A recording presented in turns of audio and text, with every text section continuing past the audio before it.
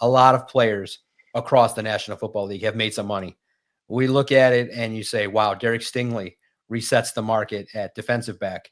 You look at Myles Garrett and what Trey Hendrickson's going to do, Max Crosby at edge, what they can bring, and the defensive end market is going through the roof. And then the Bengals, seemingly, trying to find money, have been able now to pay Joe Burrow and massive extensions for Jamar Chase, over $40 million and over $28 million a season for T. Higgins. They lock up their two biggest offensive weapons, and everybody's happy. Now the last piece to the puzzle, which will be interesting to see, is if Trey Hendrickson does end up signing. When you look at all that, that's going to have a reverberating impact on the Lions. When you now have to decide on Jameson Williams, you have to decide in the future on Terry and Arnold, and you're paying $16 million now to DJ Reed. On the other side of the ball, Jameson Williams, where does that slot him down the road? Because you look at it now, this next offseason, the one after the 2025 season, you got to look at Brian Branch, Jack Campbell, Sam Laporta. You got some guys coming up that are going to need some hefty money. And then, Jahmyr Gibbs as well. Now you have some you have fifth-year options on a couple of those guys. So you also have the use of the franchise tag, which may be in play for Jameson Williams. You have a chance to kind of use the league's rules. You don't have to give Jameson Williams an extension.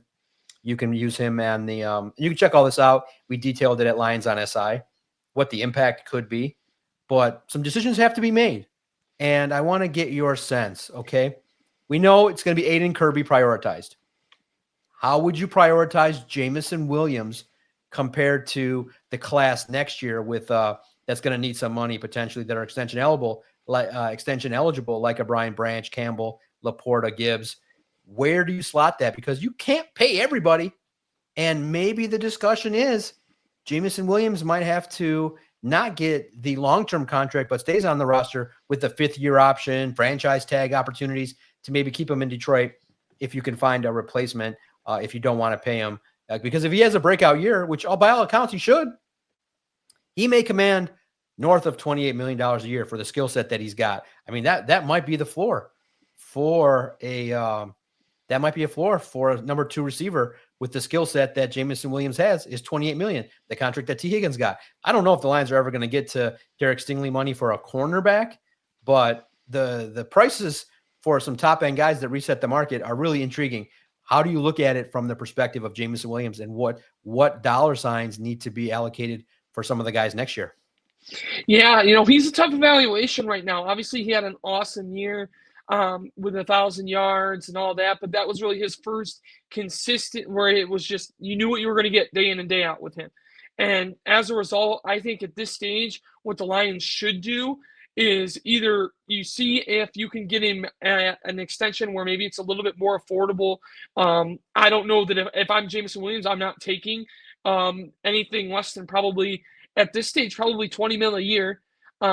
So you see if maybe you can work something out at that level where maybe you can get him locked up early before that market starts to skyrocket.